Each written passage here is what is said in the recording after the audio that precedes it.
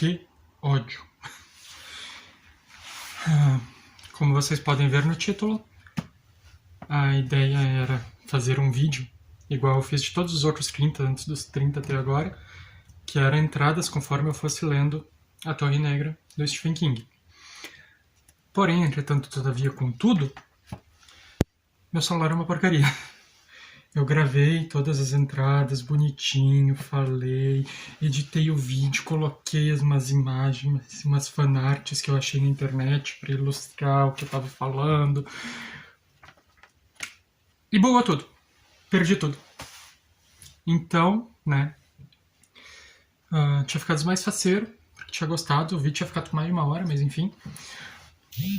E tinha ficado feliz porque tinha lido várias passagens, tinha acompanhado, tinha contado toda a história, tinha lido o livro 1146 páginas em 4 dias, né?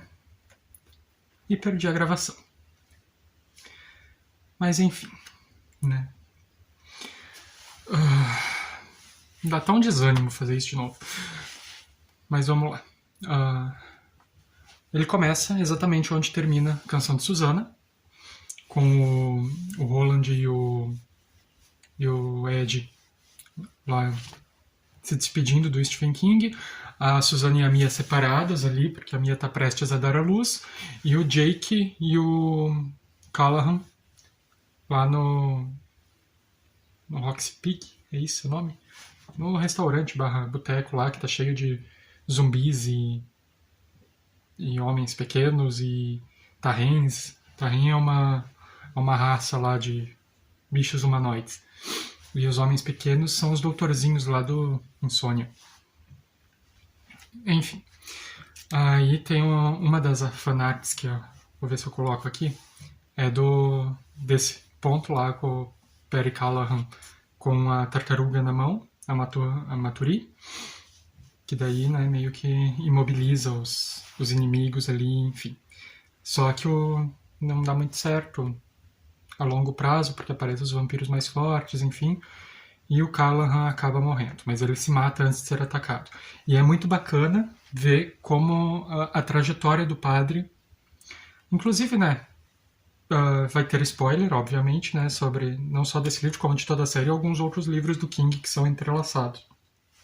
Mas enfim, é muito bacana ver toda a evolução do padre, lá de quando ele sai lá de Salem, marcado pelo Barlow, porque ele não consegue vencer o Barlow, porque ele já não tem fé mais, e aqui ele recuperando a fé, né?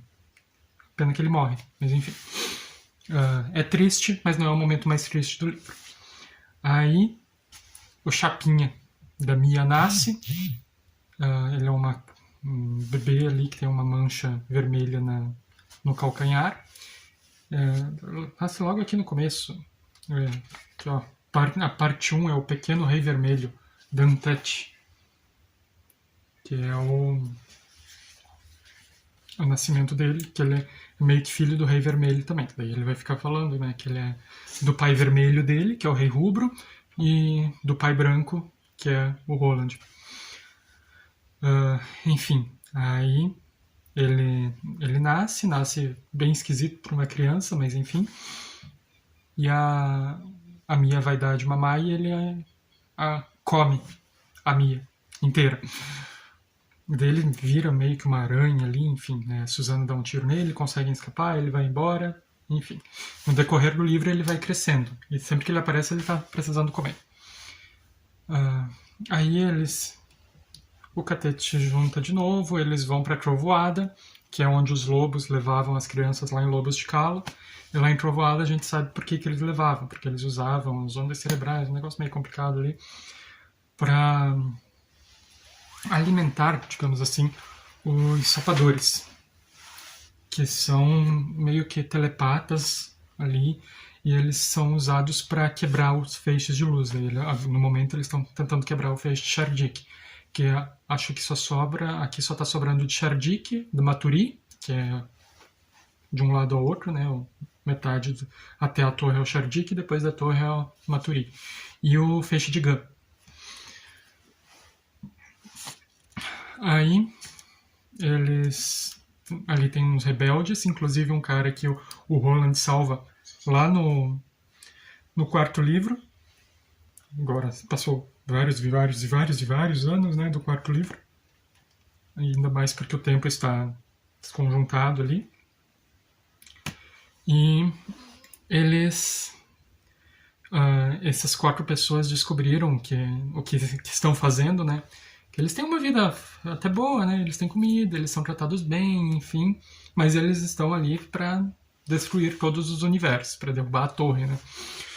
E aí eles armam um plano para acabar com aquele projeto lá. É um negócio bem parecido, mas não igual ao que acontece no filme da Torre Negra. Lá que tem lá é o Jake que o Homem de Preto coloca lá no negócio para ele derrubar a torre. E lá é derrubar a torre mesmo, que é quebrar os feixes. Quebrando os feixes, a torre cai. O Homem de Preto reaparece, ele vai falar com o Mordred, que é o filho da Mia. E o Mordred, né, ele ficam lá conversando, é uma cena bem bacana, bem tenebrosa também, que o Homem de Preto ele acha que ele tá blindando a mente dele pro Mordred não entrar. Mas é bem bacana a forma como é escrito também, que o Mordred tá ali na sala, encostado numa parede dentro da cabeça dele e ele não percebe.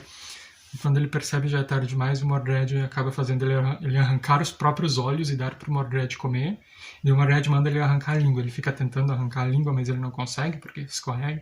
Mas ele dá uma distendida no fundo da garganta lá, e daí fica sangrando. O Mordred já virou aranha, vai, morde a língua dele, arranca, e daí come ele inteiro.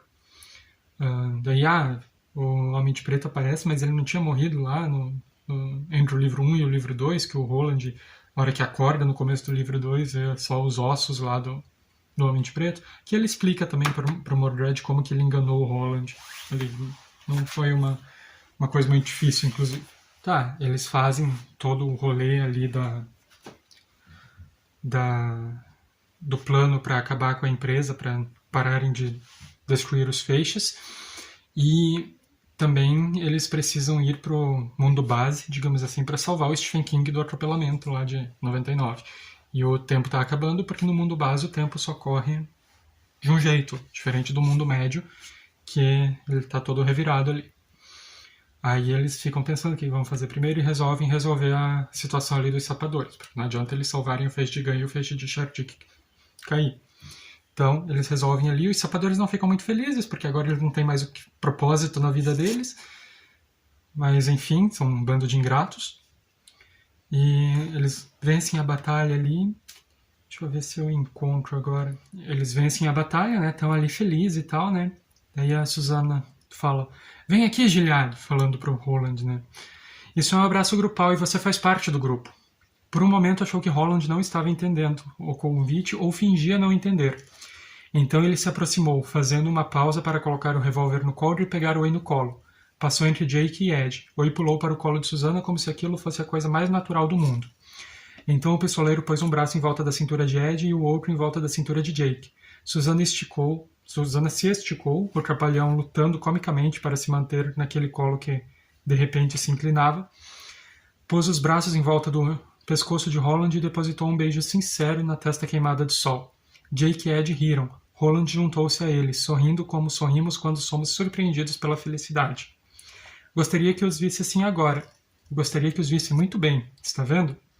Estão agrupados em volta do cruzador Trike de Suzy, abraçando-se logo depois da vitória. Queria que os visse agora, não porque tenham vencido uma grande batalha. Sabem que não foi bem assim. Cada um deles sabe. Mas porque são Catete pela última vez. A história de sua irmandade termina aqui.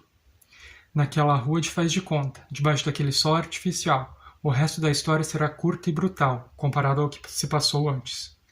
Porque quando o Catete quebra, o fim sempre vem depressa. É pena. Né? Não estou... Eu não sei, né? Quem acompanhou a série provavelmente não está preparado para esse momento. Porque, que nem eu falei, no meu caso foram 8 anos, são 8 livros, e eu não li um livro por ano, mas fechou 8 anos lendo essa história. Eu me lembro vividamente de coisas lá do primeiro livro, de todos eles. lá deles passando por Lud, que eu achei uma passagem maravilhosa. Inclusive aqui eles falam que Nova York se parece bastante com Lud, só que Lud seguiu adiante, como eles dizem, né? Então, né, carros passando com som alto no meio do mato, tem disso também. E eu me afeiçoei aos personagens, né? Não tem como. Mas eu achei bacana, percebi isso enquanto lia, né? Que iam fechar 8 anos desde que eu li o primeiro e o segundo. O primeiro, o segundo e o terceiro livro. E, sei lá, é uma sensação bacana, sabe? Que eu parei a leitura da série para ir ler O Senhor dos Anéis, para ler alguma coisa das Arturianas, outros livros do autor, enfim, para pegar as referências, né? Não li tudo, inclusive não acho que seja necessário ler tudo. Acho que a série se basta muito bem. Duas coisas que eu acho que devem ser lidas, assim, que são interessantes realmente serem lidas antes da série, são Insônia, por mais que seja um livro meio chatinho, e Salem. Salem pode ser antes do quinto livro e o Insônia pode ser antes desse daqui. Mas o Insônia, se quiser no começo mesmo, também é bom, porque ele explica bastante coisa sobre o funcionamento do universo da torre, sobre o Rei Rubro. Enfim, o Rei Rubro aparece quase mais lá do que na série. Enfim, né? Aí eles estão ali andando e matando os vilões que ainda escaparam, né? Aí Ed voltou a prestar atenção no Tarim que agonizava. Tarim, como eu falei, é aquelas criaturas lá, animais humanizados, assim. Antropomorfos. Está no final do caminho, meu amigo, disse ele. Preso à bomba que explodiu, é como a coisa me parece. Quer dizer alguma coisa antes de entrar na clareira? Finley, que é o Tarim, abanou afirmativamente a cabeça. Diga então, meu velho, mas tente resumir para conseguir dizer tudo. Você e os seus são um bando de cachorros covardes, Finley conseguiu dizer. Provavelmente fora mesmo atingido no coração, pelo menos parecia que sim. Mas queria dizer aquilo. Era algo que precisava ser dito e Finley atiçava o coração lesado a bater até que a coisa saísse. Depois morreria e daria boas-vindas à escuridão. Cachorros covardes cheirando a mijo, matando homens por meio de emboscadas, é o que eu diria. Ed sorriu sem humor. E o que me diz dos cachorros covardes que usam crianças para liquidar um mundo inteiro por emboscada, meu amigo? O universo inteiro? O fuinha piscou, como se não esperasse uma resposta daquelas. Talvez não estivesse esperando resposta alguma. Eu tinha minhas ordens. Não duvido, disse Ed, e cumpriu-as fielmente. Divirta-se no inferno, ou em Naar, ou seja lá como chamam aquilo. Pôs o cano do revólver contra a têmpora de Finley e puxou o gatilho. O fuinha se sacudiu uma única vez e ficou imóvel. Fazendo uma careta, Ed ficou de pé. Ao fazê-lo, captou um movimento pelo canto do olho e viu que outra figura, o diretor-geral do show, conseguira se apoiar no cotovelo. Seu revólver, um pacemaker .40, que um dia executara um estuprador, estava apontado. Os reflexos de Ed eram rápidos, mas não houve tempo de usá-los. O pacemaker roncou uma única vez, soltando uma língua de fogo pela ponta do cano. O sangue voou da testa de Ed Gein. Um cacho de cabelo foi atirado para o ar quando a bala saiu pela nuca. Ed espalmou a mão contra o buraco que aparecera sobre seu olho direito, como um homem que tivesse se lembrado um pouco tarde de algo de importância vital. E aí ele vai agonizar um bom pouco ainda, até finalmente morrer, realmente. E é triste, coitada da Susana, inclusive. Mas não satisfeitos com isso, né, a Susana fica ali para enterrar o Ed. E o Jake, o Oi e o Roland vão pro mundo base para salvar o Stephen King. Afinal de contas, ainda tem que fazer isso, né?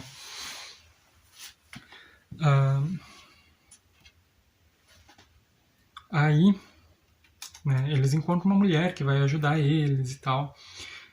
Encontram lá numa loja que é no mercadinho que o Roland já esteve com o Ed 22 anos antes, né? Da última vez que eles foram pra lá, ali em Canção de Susana, se eu não me engano. Ou talvez tenha sido no Lobos de Cala ainda, mas enfim, que eles foram ali. E daí o cara reconhece ele, o cara tá mais velho, obviamente, o Roland não, porque acho que não se passou nenhum ano direito ali no... Acho que não passou nem metade disso, entre a última vez que ele foi e a vez que ele foi agora. E daí lá ele encontra uma mulher que vai ajudar eles, vai dirigir, vai levar eles para procurar o Stephen King para impedir o atropelamento.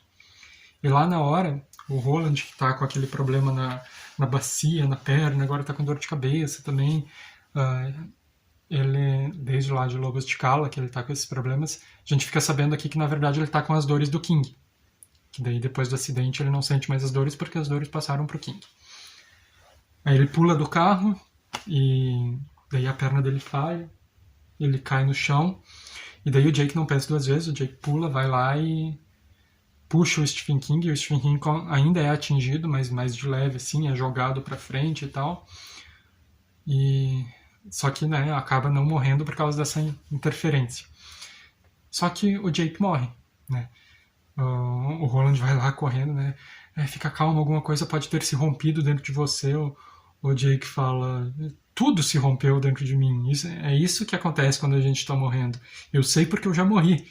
O Jake, ele morreu para ir pro mundo médio no primeiro livro, aí ele morre de novo no primeiro livro, aí ele quase morre no segundo, que seria a primeira vez que ele morreu ali, só que daí o Roland impede. Daí ele quase morre no terceiro, indo pro mundo médio, e depois lá de novo. E, enfim, é muito bacana, assim, é muito triste, né, a morte do Jake, que daí o Roland vai lá hipnotizar o King e o cara que atropelou o King pra que eles não se lembrem deles, né, pra só ter os dois na lembrança deles. E é bacana ver como o Roland mudou, né, porque ele mesmo fala aqui que no começo ele faria qualquer coisa, sacrificaria qualquer um para salvar a torre. Ele literalmente matou a própria mãe para isso. E lá no começo, no primeiro livro, ele sacrifica o Jake para não deixar o Homem de Preto escapar. Daí aqui ele já fala que preferia abandonar tudo, mas não perder os seus, porque a relação que ele tinha com o Jake já era uma relação de pai e filho, né? Ele chega a falar que o Jake é o único e verdadeiro filho dele. Por mais que o Mordred seja filho biológico. Um pouco de terra se derramou sobre uma das faces e Roland a limpou. Feito isso, fechou novamente os olhos e meditou. Então, por fim, mas de modo hesitante, ele começou. Sabia que qualquer tradução para a linguagem daquele lugar seria pobre, mas fez o melhor que pôde. Se o espírito de Jake ainda estivesse por perto, era aquela linguagem que ele ia entender. O tempo voa, os sinos tocam finados e a vida passa. Ouça então a minha prece. O nascimento é apenas o começo da morte. Ouça então a minha prece. A morte é muda. Ouça então a minha fala. As palavras se dissipavam numa névoa de verde e dourado. Roland deixou as primeiras partirem e passou às outras. Agora falava mais depressa. Este é Jake, que serviu ao seu Kai e ao seu Tete. Verdade seja dita. Possa o olhar de perdão de Smara sarar seu coração. O favor seja feito. Possam os braços de Gan se erguerem da escuridão desta terra. O favor seja feito. Para cercá-lo, Gan, com luz. Para preenchê-lo, Chloe, com energia. Se estiver sedento, deem-lhe água na clareira. Se estiver faminto, deem-lhe comida na clareira. Possa sua vida nessa terra e a dor de sua partida serem como um sonho para sua alma que revive, e que seus olhos caiam sobre toda a visão amável, que encontre os amigos que tinha perdido e que todos, cujos nomes sejam ditos por ele, respondam ao seu chamado. Este é o Jake, que viveu bem, amou os seus e morreu como queria o K. Todo homem deve uma morte. Este é Jake, dê-lhe a paz. O Jake talvez fosse meu personagem favorito da série. É triste, é bem triste. Aí ele volta, assim, reencontra com a Susana. O Oi, coitado, tá ali isolado. O Ed, quando ele foi morrer, ele falou pro Jake, né, cuidado com o Dandelo. E o Jake falou isso pro Oi. E o Oi fala isso pro Roland. E o Roland fala pra Susana. A Susana até fala que parece uma brincadeira de telefone sem fio e alguma coisa deve ter se perdido. nesse um fala pro outro aí. Mas eles voltam para lá e continuam a caminho da torre, né? Eles vão pro Castelo da Discórdia ali, eles têm que fugir de uma criatura meio esquisita lá. E daí começa a viagem interminável. Só essa viagem que tá os três, o Ed, a Susana e o Oi, dura meses. Meses, uma viagem interminável. Eles chegam nas terras nas terras brancas, ali que é coberta de neve, muito frio e tudo, e daí a Deta ressurgiu já, né, há algum tempo, mas a Deta, ela fala pra Susana matar o Oi pra fazer umas luvas quentes pra ela, que ela não tá aguentando. Mas enfim, ela não vai fazer isso, obviamente. E daí nessa coisa a Susana fala, né, que o Roland começou sozinho, e com certeza ele vai terminar sozinho, então ela só tá esperando ela e o Oi também morrerem. Aí eles estão indo nessa, e essa parte também dessa viagem interminável deles parece bastante com as duas torres. Acho que é as duas torres do Senhor dos Anéis ali, onde tá o Frodo e o Sam andando, e o Gollum tá perseguindo, tá sempre por ali. Aqui tá os três, no caso, né, o Ed, a Susana e o Oi, andando também, continuando a viagem, e o Mordred tá sempre no encalço deles ali. E eles sabem disso, assim como o Frodo e o Sam sabiam lá. Aí eles chegam numa vilazinha, assim, só que todas as casas estão meio que abandonadas. Só tem uma casinha onde onde parece ter uma luz e tem uma fumacinha saindo da chaminé. Que é de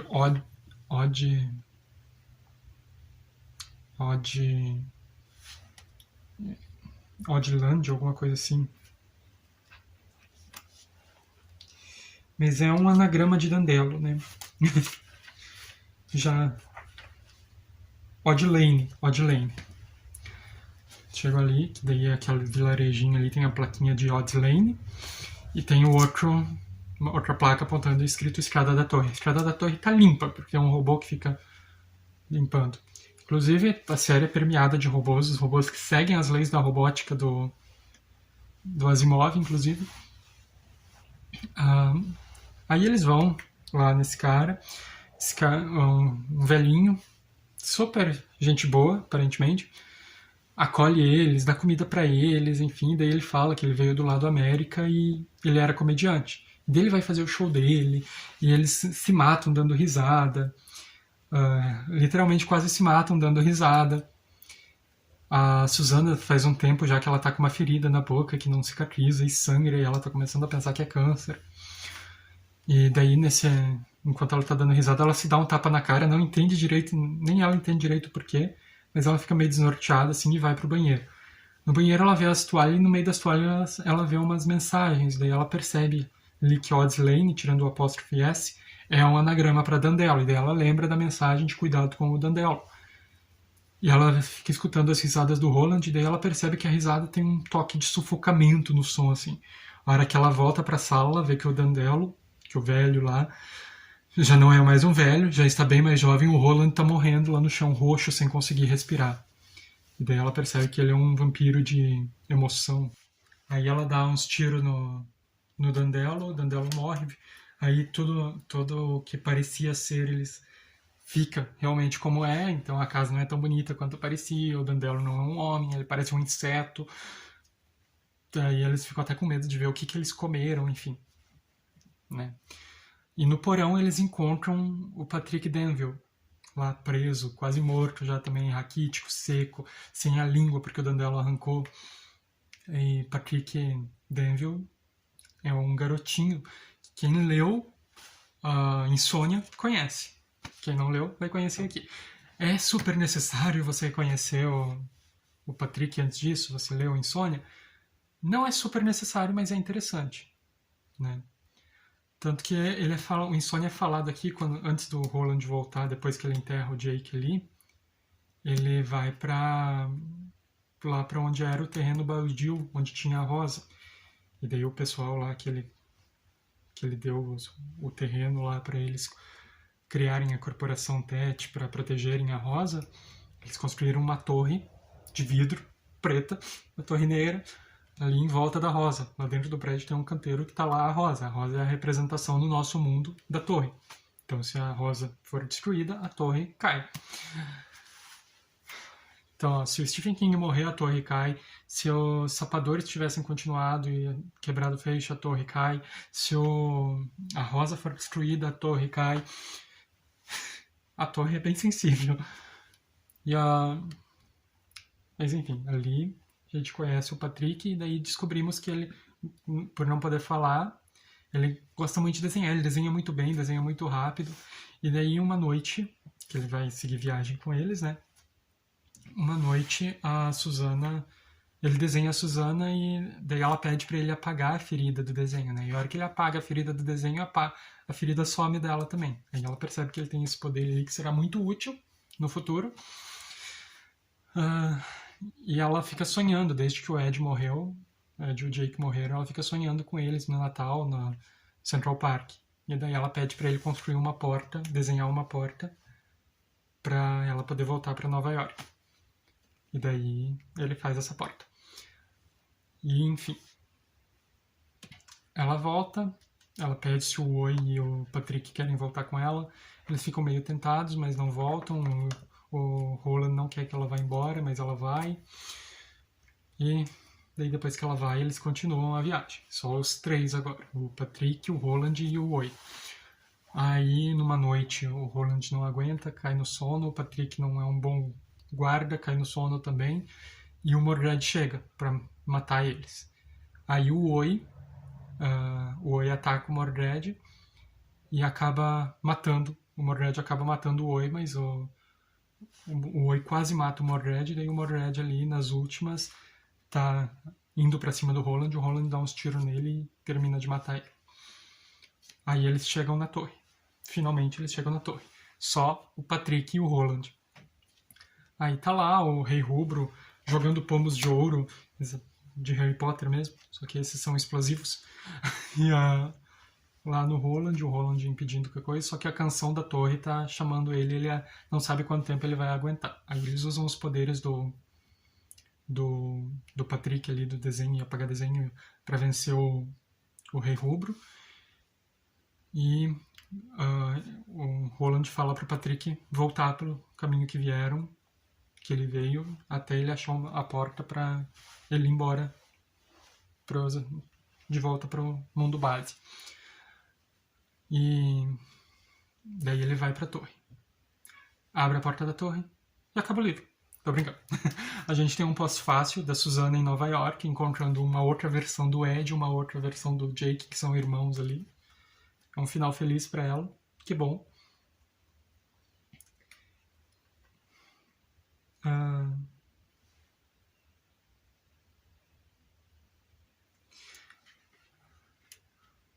Aí temos, depois do pós-fácil aqui, temos o encontrado, Coda, que o Stephen King vai falar, né? Assim, lá quando as mensagens que a Susana viu no banheiro eram do Stephen King. Ele deixa um bilhete dizendo... Cadê o bilhete agora?